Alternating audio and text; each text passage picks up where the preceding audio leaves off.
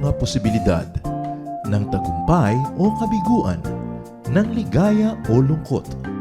Kaya marapat lamang na tanggapin si Jesus bilang tagapagligtas at Panginoon. At matapos yun ay panariwain ang katapatan at paglapit sa Kanya bawat araw o day by day.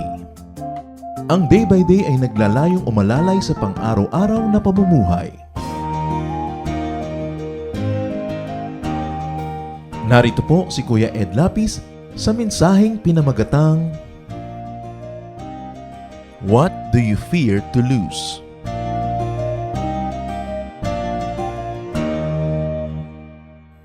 Mapalad ang isang bayan na ang Panginoong Hesus ang kanyang Diyos at tagapagligtas. Anuman ang kanyang daanan na mga pagsubok ay malalampasan. At kung ang Diyos ay maaaring maging Diyos ng isang bayan, marapat lamang na siya ay maging Diyos din ng bawat isang puso, ng bawat isang individual. Napakarami po na nagsasabing sila ay nananalig sa Diyos, sila ay makadiyos, subalit nagahari ang takot sa kanilang buhay at pinaghaharian sila ng kung ano-anong mga masasamang bunga ng takot. Meron pong isang karakter sa isang pelikula na nagulat ako at sinabi niya, "The fear of loss is a path to the dark side." Ang takot daw na mawalan at takot na matanggalan ng anumang bagay ay maaaring maging daan patungo sa isang madilim na bahagi ng pagkatao ng sinuman. And I said to myself, it's a very biblical concept. Kaya napakainam itanong sa ating sarili, malaya nga ba tayo? Sapagkat kung tayo may mga kinakatakutan, lalo't ikinakatakot na mawala sa buhay, hindi nagiging ganap ang kalayaan. What do you fear to lose? Ano po ang kinakatakot ninyong mawala sa inyong buhay? Panginoong Diyos, salamat po sapagkat kayo'y malapit sa aming puso. At sa lapit na ito, Panginoon, kami humihiling na mangusap po kayo sa amin. Nawa kayo ang maging tunay na tagapagsalita. May you accomplish your holy purpose for gathering us today, and may you accomplish that purpose in our individual hearts as well as in our collective fellowship. We pray, Father, that you may be our speaker. Through our Lord Jesus, we ask that you use your servant as your footstool, as your instrument. Lift up yourself and bless your people. Deliver us from ignorance. Deliver us from fear. In the name of Jesus, we ask. Ano po ang ikinakatakot ninyong mawala sa inyong buhay? What do most people fear to lose that can lead to the so-called dark side? The fear to lose anything that can actually lead a person to commit sin. Unang-una, people are afraid to lose their physical life. Yung buhay na ito, takot na takot mawala, kaya nga mayroong handang pumatay, may handang magnakaw, may handang mandaya, mabuhay lang siya. Also, people are afraid to lose other people or their loved ones. Ang problema sa pag-ibig, pag umibig ka na takot ka na mawala ang iyong iniibig. Nagkaroon ka ng anak, ayaw mo nang mawala ang iyong anak. Nagkaroon ka ng asawa, nagkaroon ka ng kaibigan. We are afraid to lose our loved ones. People are also afraid to lose material possessions. Kaya mga kotse may mga alarm, ang mga manibela ay nilalak para huwag manakaw. Ang bahay nilalagyan ng mga bakod, gate, alarm. Ang mga bag may lock. Dahil takot na takot tayong mawala ang ating material possessions, especially money. People are afraid to lose their means of production that brings them the material possessions. So people are afraid to lose their jobs, land or capital, influence or power that brings money or material things. People are afraid to lose power. That's why there are people who taste being powerful and never want to give it up no matter what. Pag nakatikim ng konting kapangyarihan ay nahihibang, nalalasing at nagiging addicted to power. That power may be physical, it may be financial or economic, it can be social and psychological power over other people, but people are afraid to lose power. Kaya kuminsan kahit sa politika may nagbabarila, nagpapatayan kasi ayaw nilang mawalan ng kapangyarihan. May mga nandadaya sapagkat gusto nilang manatiling may kapangyarihan. Merong mga gumagawa ng masama sapagkat ayaw nila na mawalan ng kapangyarihan. People can also be afraid to lose prestige. So they resort to lies, to cover up mistakes. They hire public relations people to make an image for themselves because they want to continue being prestigious and honorable and prominent, even though that may not be true. People are afraid to lose pleasure, especially providers, sources of, and tools for pleasure. Ayaw natin pag nakalasap na tayo ng konting sarap, ginhawa, na mawala pa yon kahit kailan. Pag nakatikim na ang tao ng air-conditioned room, ipaglalaban na talaga na lagi siyang merong air conditioner kahit hindi na niya makaya. Pag nakalasap na siya ng sarap, ng mga bisyo at layaw, handa nang ibenta ang kaluluwa, maituloy lang ang pagpapasarap. Also, people are afraid to lose their physical attractiveness, especially their youth or beauty. So kung napapansin nyo pa, puro P. But among others, marami pa namang iba that people don't want to lose. But people don't want to lose physical life, people, possessions, power, prestige, pleasure, and physical attractiveness. That's why people will go through all kinds of surgery, all kinds of procedures, just to look 30 when they're actually 70. Hanggang ang puso day makarating na sa pisngi, kapapataas ng balat, pwede. Now, what do people do to prevent or stop such losses? Which is really the heart of the matter that we like to discuss. Among what we have said, there are still things that people would like to keep or they don't want to lose. But what people do to prevent or stop such losses can be very, very interesting.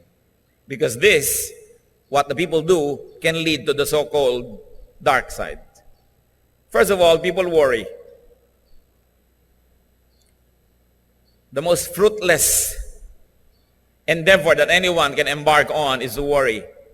To worry about life, to worry about safety, to worry about aging, to worry about things.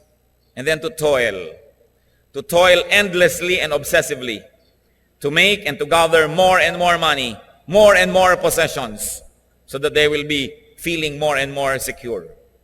Yan po ang ginagawa ng tao para maiwasan na mawala ang mga gusto niyang tangkilikin at hawakan sa buong buhay. Mag-alala o kaya magtrabaho ng walang humpay. People become greedy. They become selfish, unkind, even oppressive to others. Dito po nag-aaway-away ang mga pamilya, mga magkakapatid na hindi naghahati-hati ng tama sa dapat paghatian because one of them would like to have more than others, probably more worried than others about the future.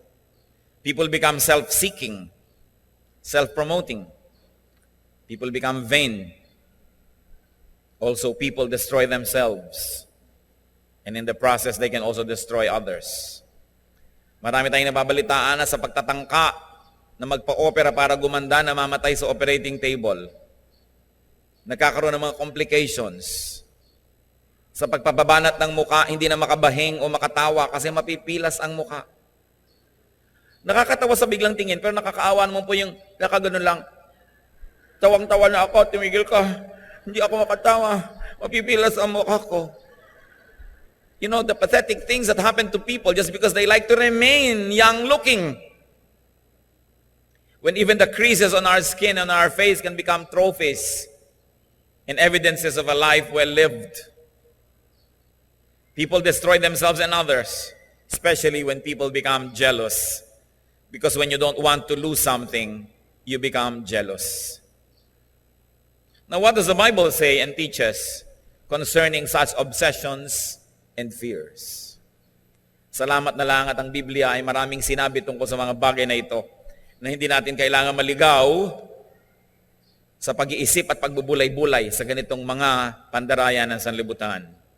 First of all, the Bible teaches us, do not love this world too much.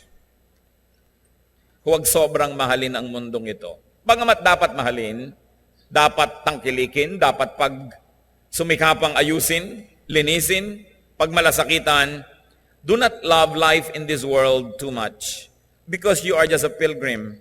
You are just passing through. Dumadaan lang tayo sa mundong ito, hindi tayo dito magtatagal talaga.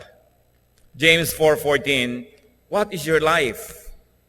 You are a mist that appears for a little while and then vanishes.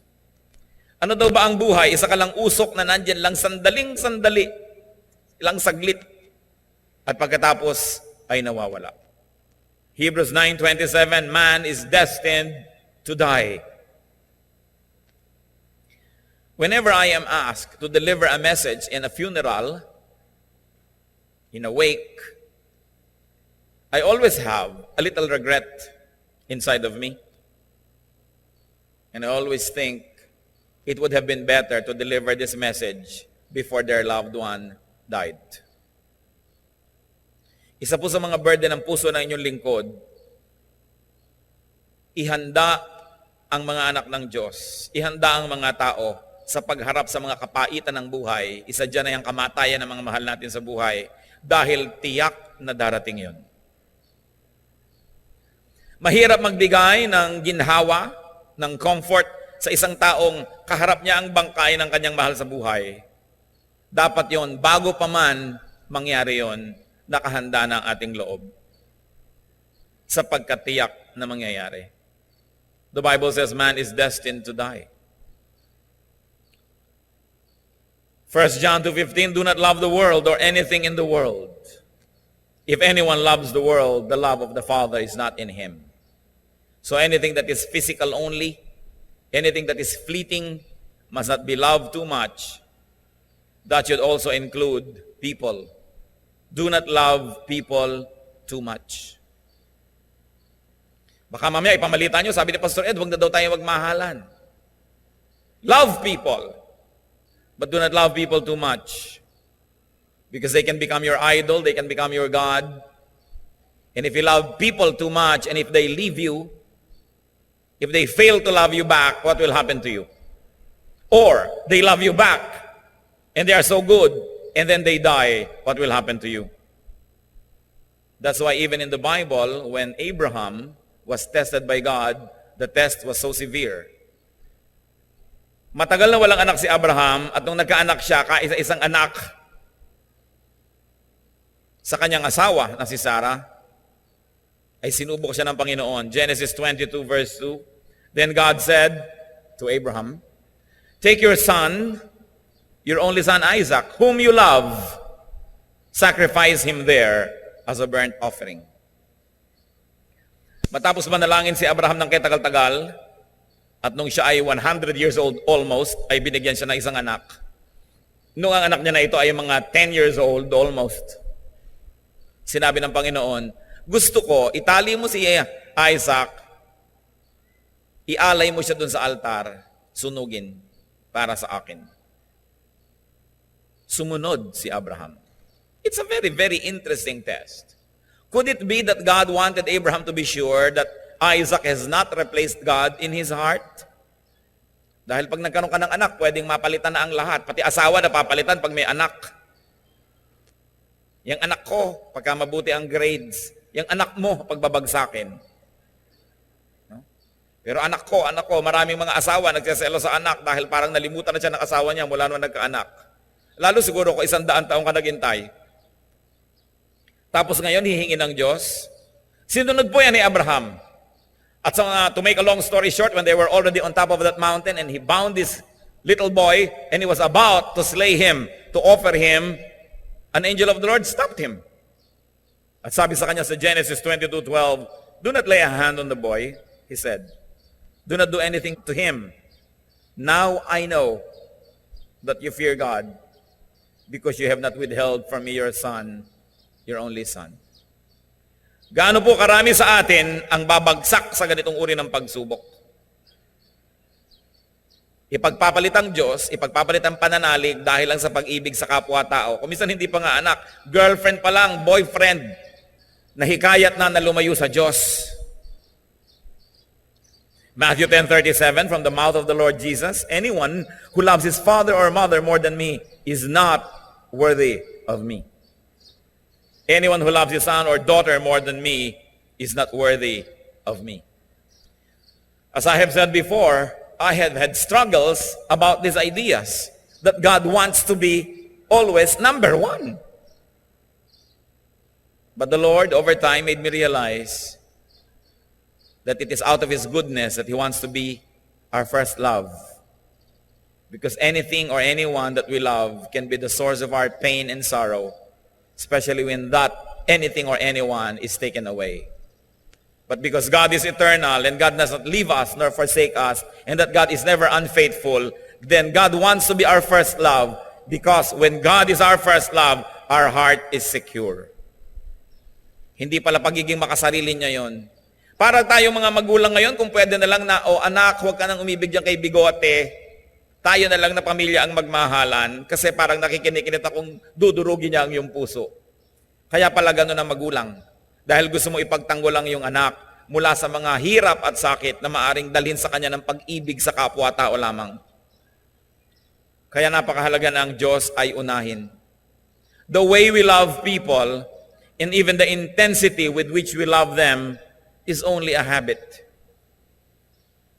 You love people so much because you have decided one time in your life that you're going to give your all and that you're going to love this person so much.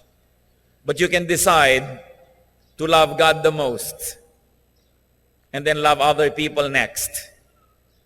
So that when these people come or go, you will be affected but not shaken. You may feel some sadness, but you are not going to be broken, because your number one is the Lord, who never leaves you nor forsakes you. Kaya sabi sa Deuteronomy 6:5, love the Lord your God with all your heart and with all your soul and with all your strength. Kung minsan po pag may mga namatayan, o kaya may sakit ang kanilang mga mahal sa buhay, tapos lalapit sa akin yung mga tao, halos madurog ang puso ko sa awa sa kanila, dahil parang guguho ang mundo nila pag nawala ito o dahil nawala ito, ibig-ibig ko lang sabihin, kasi naman minahal mong sobra. Minahal mo dapat, pero hindi higit sa pag-ibig mo sa Diyos. Na gayong nawala siya sa iyong buhay, gusto mo magtirintas kahit kalbo ka. Nakatingin ka sa lumulubog na araw, kahit gabi na. Kasi sobra ka nagmahal. Gaano karaming mga magulang ang napakaganda ng paninindigan sa buhay na nasira lahat dahil sa pag-ibig sa anak. Gaano karaming mga amor proprio at dangal ang niyurakan, binaliwala dahil sa bulag na pag-ibig sa tao. Gaano karaming tao ang nasasaktan, ninanakawan, pinapatay pa nga ng mga gustong magbigay sa mga mahal nila sa buhay. Nakakakita kayo kumisa ng mga pumapatay, nagdanakaw dahil para mapag-aral ang anak. Dahil sa pag-ibig sa anak, isasangla ang kaluluwa. Mahalin natin ang tao, subalit dapat bilang mga nilalang ng Diyos, alam natin ang hangganan ng pag-ibig na ito. At nang sa ganon, hindi tayo sobrang kawawa.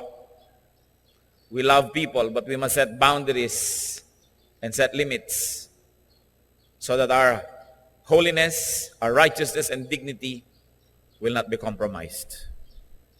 Loving people too much. When you love God the most, you are secure. Sabi sa Joshua 1:5, I will never leave you nor forsake you. Another way to deal with such fears is do not be attached to material things. Do not be attached at all. When it comes to people, let's be attached, but not too much. But when it comes to things, do not be attached at all. Luke 12:15. Then he said to them, watch out, be on your guard against all kinds of greed. A man's life does not consist in the abundance of his possessions. If the Lord gives us nice possessions, nice, enjoy them. But if they are not there anymore, don't chase them. If they are there, salamat. Pagka wala, salamat din. 1 Timothy 6:9-10, people who want to get rich fall into temptation and a trap and into many foolish and harmful desires that plunge men into ruin and destruction. For the love of money is the root of all kinds of evil. Some people, eager for money, have wandered from the faith and pierced themselves with many griefs. Kung may pera tayo, salamat. Yuyuko ng kaunti, magtatrabaho para magkaroon yan, pero hindi tayo lumalampas sa mga hangganan na itinakda ng Diyos para lang magkaroon. Hindi tayo nakikipagsira sa ating mga kapatid. Hindi tayo nakikipag-away sa ating magulang. Hindi tayo nakikipag-away sa ating mga esposa at esposa dahil lang sa material things. Don't be attached at all. Practice detachment. Practice independence. When you love a certain pillow too much, try sleeping some nights using other pillows because you're going to be too used to that and it will become your idol that you cannot go anywhere anymore without it. That's why it is important to go on retreats, to go on camps, so that we can go back to being Spartan, so we can declare independence from the comfortable things we get used to. Because if you begin to love the things that give you comfort, you will become their slave. Hindi dapat kasanayan. That's why it is important to learn to be contented. I never said, learn to be dreamless or goalless, but learn to be contented. When you do your best within what God allows, then enjoy the fruits of your effort. But never stoop too much, too low for anything. Philippians 4:11 and 13, Paul says, I have learned to be content whatever the circumstances.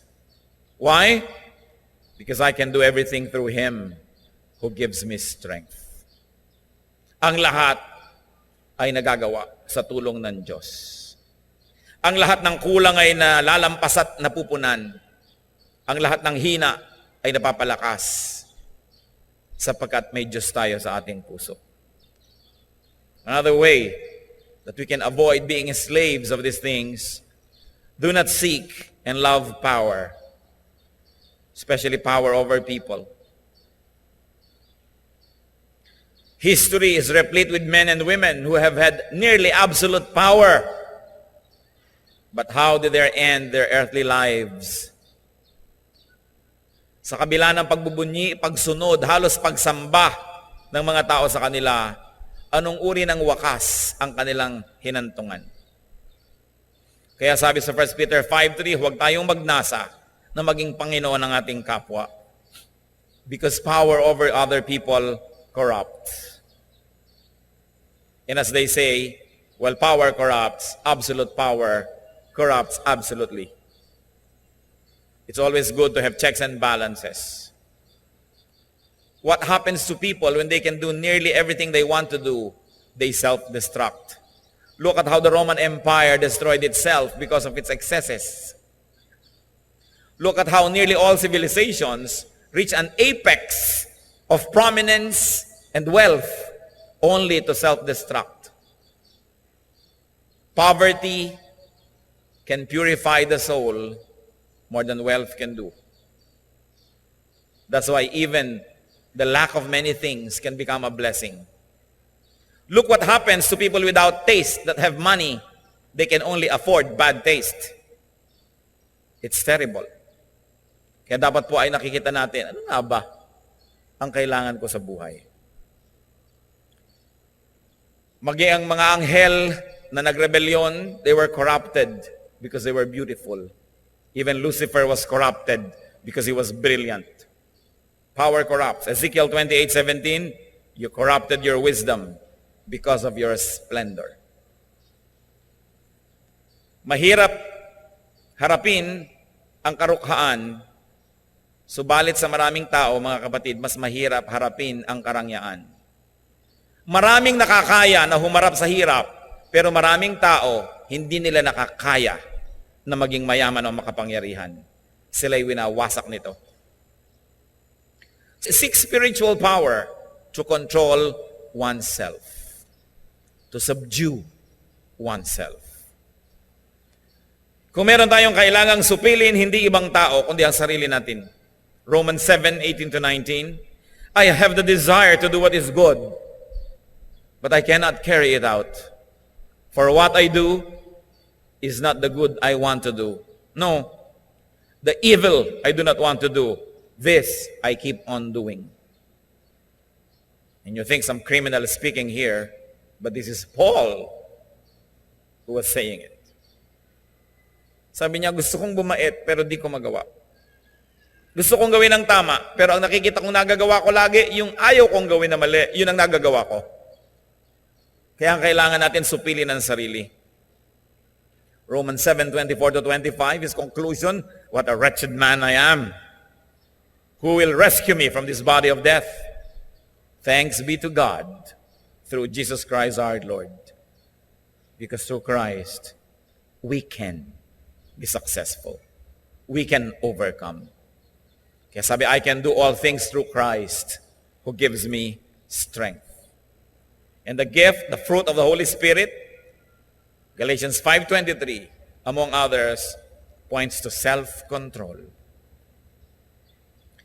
A person who can control himself by the grace of God is a person that can shape his destiny. Self-control is important. Kaya ang sabi ni Paul sa 1 Corinthians 9:27, I beat my body and make it my slave. Can you imagine making your body your slave? Pag sinabi mo sa body mo, hindi, masama yan, susunod siya. Itong gawin mong mabuti, susunod siya. Gaano karami po sa mga tao ang alipin ng kanilang katawan na ang totoo, yung katawan nila ang amo. Sabi ng katawan, huwag ka munang gigising, masarap pang mahiga. Sabi ng katawan, sundin mo ang sexing yan, sundan mo siya at siya ay yung dapat na maangkin, sunod ka naman. Sabi ng mata mo, sundan mo, sunod naman ng mata mo. Sabi ng paa mo, tumayo ka, habulin mo, habol ka naman. Sabi ng sikmura mo, masarap lahat yung nasa hapagkainan, kahit marami pa sa likod mo sa pila, sa buffet na ito, kunin mo lahat. Kaya santambak yung nasa plato mong ganyan. Sinusunod mo yung katawan. Sabi niya, I beat my body and make it my slave. Because this body becomes the entry point to the dark side, so to speak. Do not seek and do not love prestige, prominence. To be well known is a horrible burden. Look at many people in the show business. They do everything to be known. And once they are known, they hide behind large, dark glasses. They pay so much for privacy because they know that to be known is a burden. Yung po mga gustong sumikat, hindi nyo palang alam ang bigat na dalhin ng pagiging kilala. Luke 20:46, the Lord speaking here, beware of the teachers of the law. They like to walk around in flowing robes and love to be greeted in the marketplaces and have the most important seats in the synagogues and the places of honor at banquets. Sabi, huwag nyo silang tutularan. Gusto nilang laging bida, laging sikat. Hindi ganyan ang dapat mangyari sa isang tao. And of course, do not be obsessed with pleasure. Huwag laging magharap ng sarap. Do not seek and do not love pleasure. Yun pong kwento tungkol doon sa maraming iba't ibang uri ng buto. May tumubo, may hindi. May tumubo pero hindi lumago. Luke 8:14. The seed that fell among the thorns stand for those who hear, but as they go on their way, they are choked by life's worries, riches, and pleasures, and they do not mature. The goal of going to church, the goal of Christian life after being saved through faith in the Lord Jesus is to grow and mature and to be like Christ. But many people do not mature because they love pleasure, not discipline. Sinasabi ko lagi, para po mag-mature, dapat may ministry ang isang tao. Pero iba, ay naku, mahirap yan. May mga meeting, may demand sa oras mo, makakabawas sa yung free time, sa yung sariling kagustuhan, so wag na lang. So they end up not maturing at all. Do not be obsessed with pleasure. Pleasure is ephemeral. It is fleeting. Tulad nyo, paypayan kayo ng paypayan, ba't ayaw nyo tumigil? Dahil sa isang paypay mo may hangin, tas wala na uli, kaya uulitin mo uli, tas uulitin mo uli, ulit ka ng ulit ng ulit ng ulit.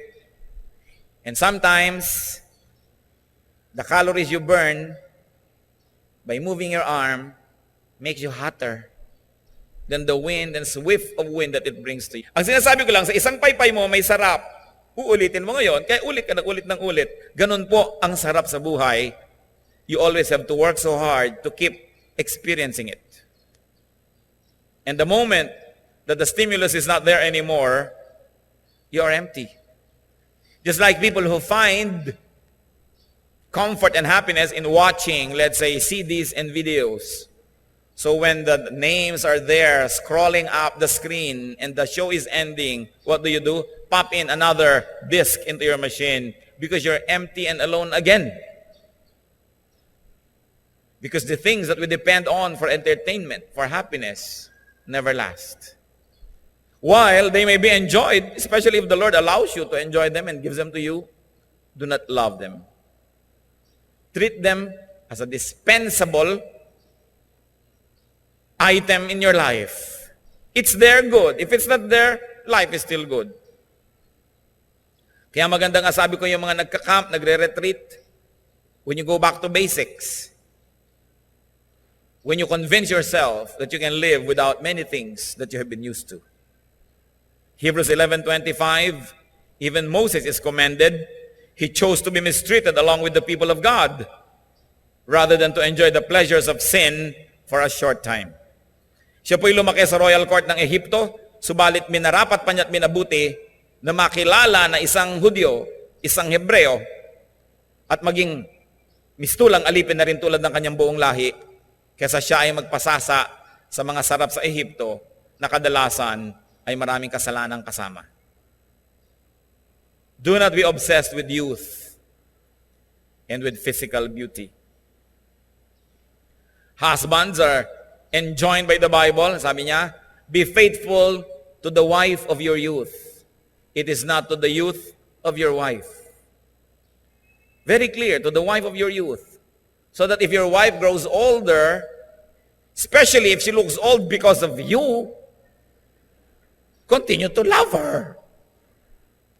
Sometimes some women are deceived and are actually obsessed and oppressed by this culture that tells them that they must look forever young.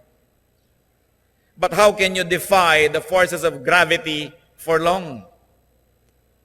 Gravity will win. So kailangan tayo sobrang obsessed dyan. Kung talagang 70, 60 ka na, natural, may konti ka ng puti, napaka-abnormal naman na itim pa rin lahat ang buhok mo. Napaka-abnormal na niwala man lang kulubot ang iyong mukha. But when you age, and when you look older, but that is backed up by wisdom, by so much love and service as we have rendered to people and to God, our old age looks become a passport to glorifying God. Hindi baling nagmumukhang matanda ang tao basta may pinagkatandaan. Basta may pinuntahan ang kanyang pagtanda. Hindi pagbuka ng kanyang bibig ay puro walang katuturan na naman ang mga lumalabas sa kanyang bibig. Dapat talaga siya magmukhang 10 years old. 1 Peter 3:3-4, your beauty should not come from outward adornment, such as braided hair and the wearing of gold jewelry and fine clothes. Instead, it should be that of your inner self, the unfading beauty of a gentle and quiet spirit, which is of great worth in God's sight. Hindi po sinasabi sa mga babae na magmukha na lang kayong losyang o tiriringgay. Sinabi, magandang-maganda kayo. God is God of beauty. Pero kung ang ipinagmamalaki nyo lang na kagandahan, 3 oras kayo nagtirintas. Naganggasantol ang mga perlas ninyo, kaya pala nagkakandaubusan ng perlas sa Mindanao, suot nyo lahat ngayon. No? Kung yan lamang at wala namang iba sa kalooban, baliwala. Kanya, ang tunay na magandang kagandahan, bukod sa nakikita ng mata, ay yung kagandahan ng kalooban. Don't get this scripture wrong, kasi akala nila to be Christian is just to look as if nature has devastated and left you like that. It's good to be well appointed. But if that's all that there is, then that's not much. He says, instead it should be that inner self, which is precious in God's sight. At hindi masyadong magastos yung beauty care na yon. Hindi masyadong mahirap gawin. Affordable to all. Ano po ang challenge sa ating pinag-uusapan mula pa kanina? What you desire to have. What you desire to keep. What you fear to lose will become your master. Ano man ang gusto nyo, hinahangad na makamit, hinahangad na huwag mawala, yan ang inyong magiging amo. Kaya may mga tao, may payong, ang ganda-gandang payong, ayaw gamitin pag umuulan dahil baka kalawangin. Amo ang payong. Ang ganda-ganda ng sapatos, huhubarin, maglalakad sa baha, di bali na makatungtong ng mga basag na bote, na mga bakal na matatalim, huwag lang mabasa si sapatos. Yan ang sinasabi nating amo ang mga gamit. Bibili ng magagandang sofa, tatakpan ng kapote, at tapos uupo sa monoblock. Magpapagawa ng magandang kusina, ayaw gamitin at doon nandun sa dirty kitchen. Magkakaroon ng magagandang plato pagkatapos kumakain sa mga lata-lata at sa tansan. Kasi baka mabasag ang plato. Bibili ng magandang kama at pag nagusot ni Mister, pababangunin pa si Mister para ayusin ang nagusot, kaya sa iba na lang kama nahihiga. Sa kama ni Kumare na pwedeng magusot. Tayo po ba'y mga alipin ng mga bagay-bagay? Tatandaan po natin, hindi ko sinasabing maging bulag sa kayo. Pero pag meron tayong mahalagang bagay na ibigay ng Diyos, enjoy it. Pero kung nawala, after your best efforts to keep them, ituloy ang buhay. Life goes on. Something's lost and something's gained in everyday life. You cannot keep everything. You have to unload. Your hands must be free of all blessings so that they have space for new ones. May nawawala sa pang-araw-araw na buhay. Tulad ng mga dahon ng puno, kung ayaw nilang maglaglag ng lumang dahon, walang espasyo para magkaroon ng bago. There is constant renewal in life. You cannot hold on to things forever. They have to be left behind. Be free. Do not desire. Do not be attached. Kung meron, meron. Kung wala, wala. Your desire, your passion will make you possessive. Your desire will make you selfish. It will make you jealous. It will make you suspicious, worrisome, and afraid. Your fear of loss can lead you on the path to your dark side, to our sinful nature. James 4:2-3. You want something, but don't get it. You kill and covet, but you cannot have what you want. You quarrel and fight. You do not have because you do not ask God. When you ask, you do not receive because you ask with wrong motives, that you may spend what you get on your pleasures. So this is the reason why many people lack many things. Because they don't ask God. And even if they did ask God, they are asking with wrong motives. So God doesn't give to them. Be free from desire. Be free from attachment. and you will have no loss to fear. Gaano tayo magiging kalaya, mga kapatid, kung hindi tayo natatakot mawalan? Lalaya ka. Magsusuot ka ng magandang alahas, tapos sapo-sapo mo may kasalubong ka dahil baka agawin. Magsuot ka na lang ng mga Tupperware, pwede na.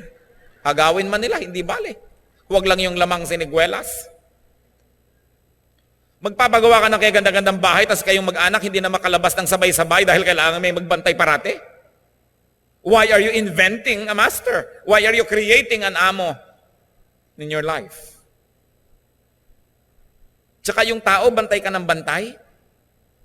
Mga misis, ayaw kayong uwiin, hayaan nyo.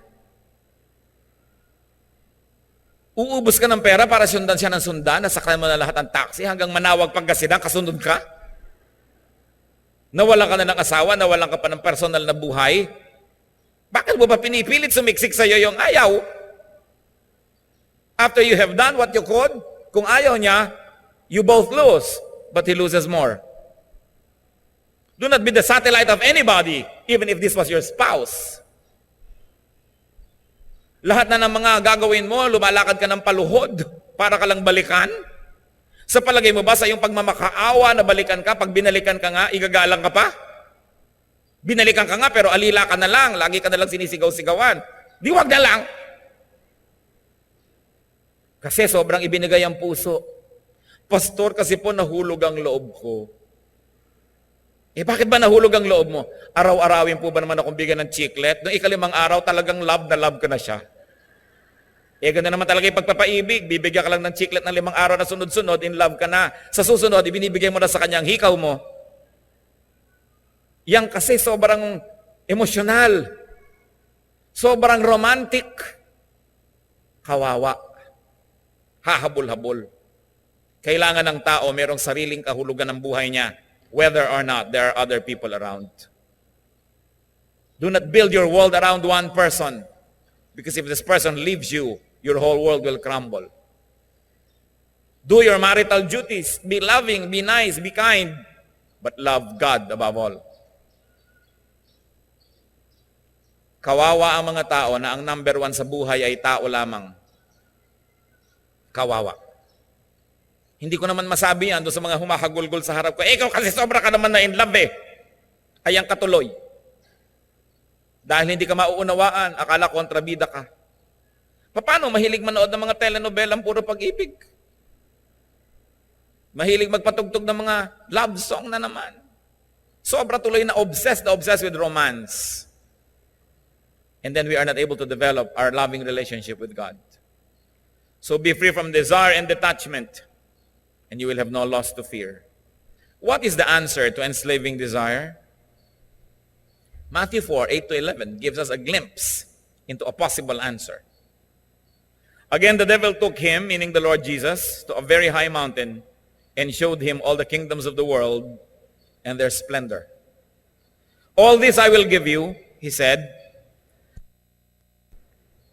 if you will bow down and worship me. Ang kapal naman ng dyablo. Sabi kay Jesus, ibibigay ko sa iyo ito lahat kung ikaw ay yuyuko sa akin at sasambahin mo ako. Jesus said to him, away from me, Satan, for it is written, worship the Lord your God and serve him only. Then the devil left him, and angels came and attended him. What is the way to be free, brothers and sisters? Worship God. Don't worship men, people, women. Don't worship your loved ones. Don't worship things. Don't even worship ideals and isms. Worship God, and you will be free. And in that sentence also, dalawa lang yan, subject and predicate, dalawang words. Worship God, meaning you worship God. You don't just treat God any way you want, but worship God. Because when you truly worship God, there will be not enough space for other idols, for other things that can become the entry point for your sorrow. Put God first. and everything and everyone else will fall in their right places. Huwag sobrang ibigin ang mundong ito. Kawawa kayo. Learn a certain detachment by being attached to God. Kailangan umiinog ang mundo natin sa ating Panginoon. Well, we have family, we have friends, we have endeavors, we have businesses, we have livelihood. All these are but temporary. One time, the Lord was asked, sino po ba sa maraming naging asawa na namatay isa-isa, nag-asawa uli, namatay, nag-asawa, namatay, pagdating doon sa kaharian ng langit, sino pong asawa niya? At napakalino ng sagot ng Panginoon, wala na siyang asawa doon. So yung asawa niyo ngayong katabi niyo, ang totoo lang, hindi niyo na siya asawa sa kabilang buhay. Pero huwag niyo namang itakwil ngayon pa lang. Mahalin! Pero huwag payagan ng sinuman na maging Diyos ng ating buhay. Let's do our human duties, but let's not forget our relationship with God. Be free in Jesus.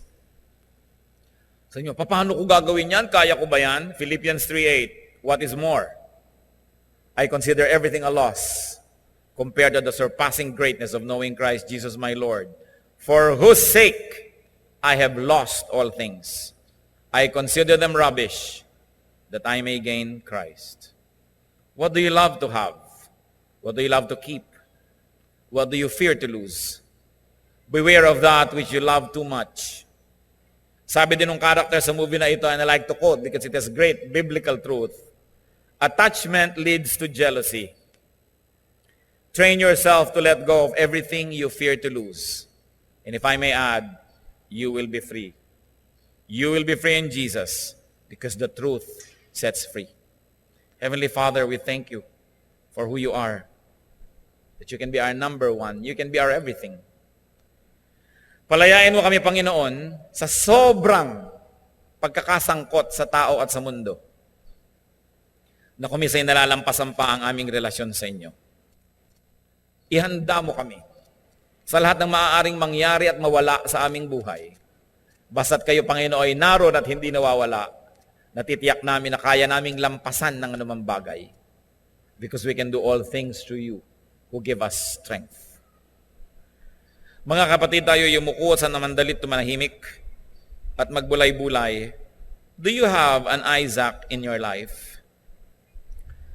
Meron ba kaya na tao o bagay na maaaring nalilito na tayo na yun ang number one sa buhay natin?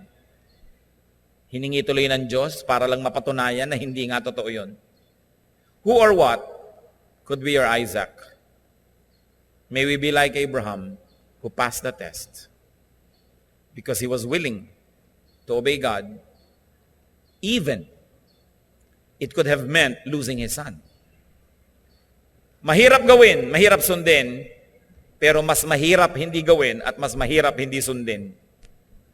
Because when God is with us, we can accomplish anything. Dear Lord, teach us. Let us see ourselves through the mirror which is your word. Turuan mo kaming ibigin kayo higit sa lahat, higit kanino man. Turuan mo kami, Panginoon, na huwag sumamba sa mga bagay na nagpapasama ng aming ugali, nagpapapangit sa mga relasyon namin sa kapwa, lalo sa inyo. Set us free, O God. We want to be free to give you number one place in our hearts. We don't want to be a slave of things and people. It is for freedom, for our freedom that Jesus died. Magbulay-bulay tayo sandali, mga kapatid. Let's bow before the Lord and ponder the realities of our life. If there's anything that enslaves you, declare freedom right now. In the name of Jesus. I am not asking you to be less human than God intended us to be, but only to be correctly humane. And not to forget the Spirit of God that is in our hearts. That is the eternal part of who we are. be alone with God for a while and let the Spirit finish this message and lead us to practical applications in our daily life.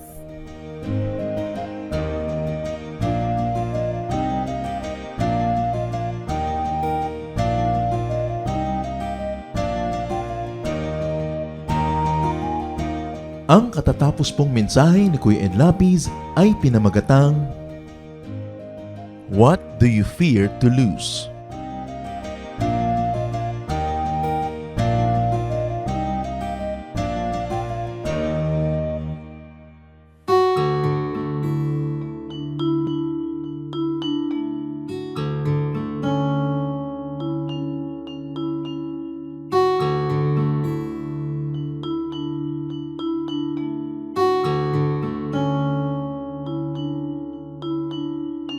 Pagmamahal mo sa akin, o kahirap malirik.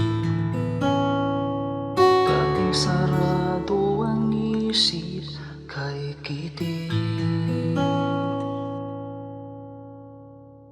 Mulian kang nakilala, ang pananaw na wasto. Unawa sa kapwa-tao, nais mo. O Jesus, ang iyong pag-ibig ay hindi nagtatangi.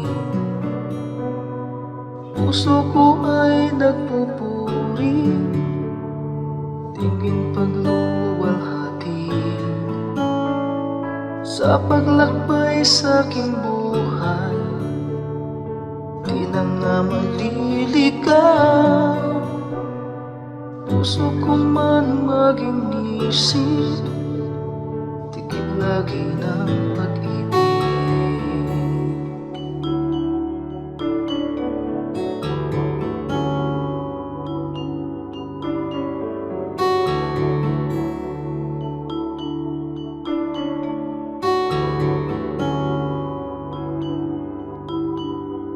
Kung ako'y magsalita man, wika ng bawat tao.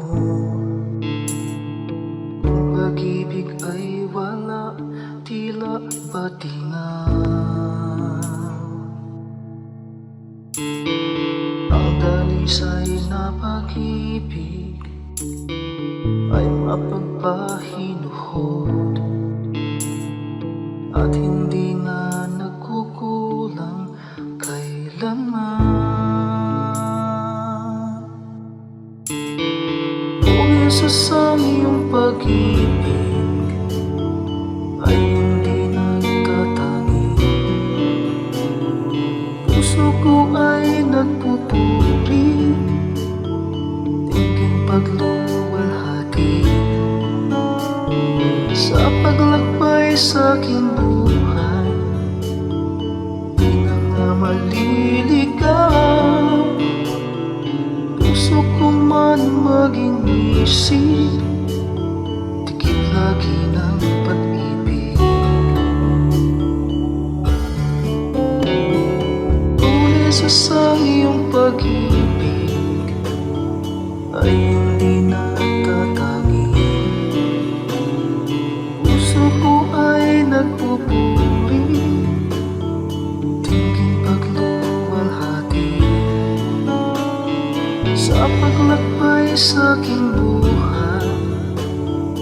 Di na nga maliligaw, puso ko man maging isip, tikit lagi ng pag-ibig. Puso ko man maging isip, tikit lagi ng pag-ibig.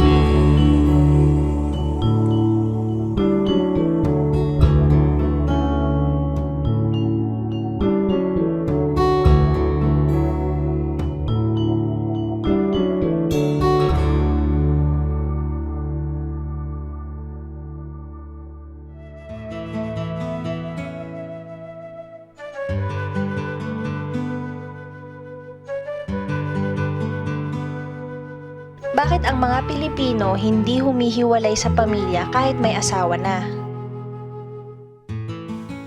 Siguro may economics involved kasi hindi naman lahat ng tao nakaka-afford humiwalay. Pero kahit na nga nakahiwalay pa rin yan, madalas nandun pa rin sa magulang. Kasi gusto nga natin sama-sama.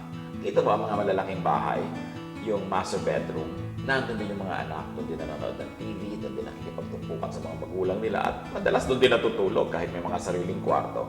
Kasi tayo, we thrive in each other's company. We love to be surrounded by people. At kasama na dyan yung kahit may asawa na nandun pa kasi gusto ng mga lola, yung apo nila nandun. Gusto lang nakikita yung mga mahal nila sa buhay. At lalo kung tumatanda na yung mga magulang natin, gusto rin natin naalagaan sila.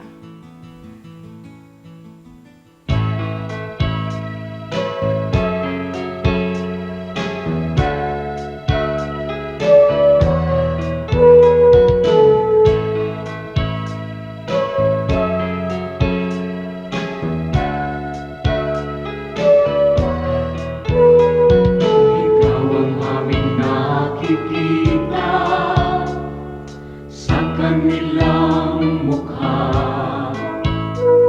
Kaya ang mabuting balita binabahagi sa mga dukha. Ngunit paano nilang masisilayan ang habag at pag-ibig mo kung hindi mapatutunayan sa aming patotoo?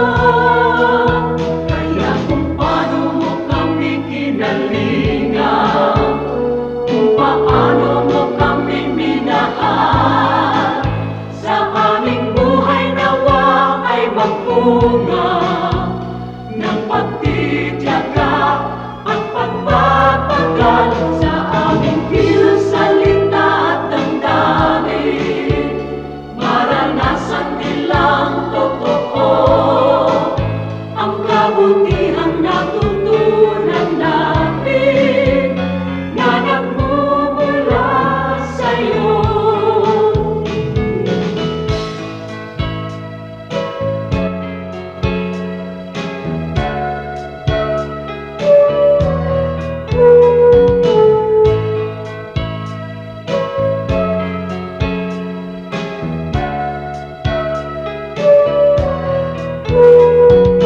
Kung ang tao at ang lipunan ay laging makasarili, sa'yo ang bagong panuntunan, ang maglingkod at magsilbi. Ang aming pananampalataya patuloy mong palaguin,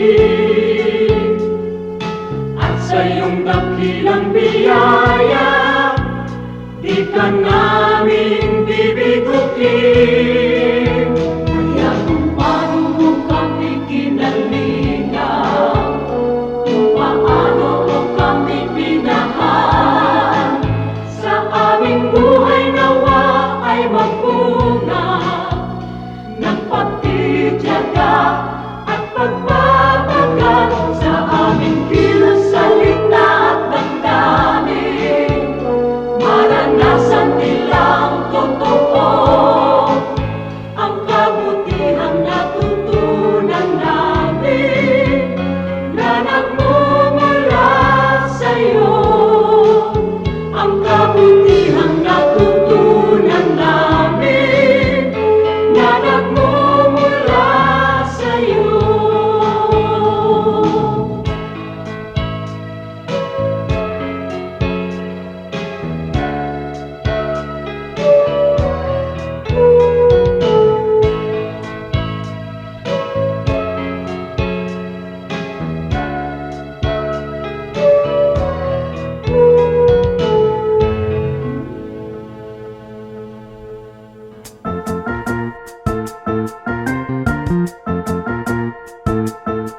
Oras na po para pansamantalang magpaalam ang programang Day by Day.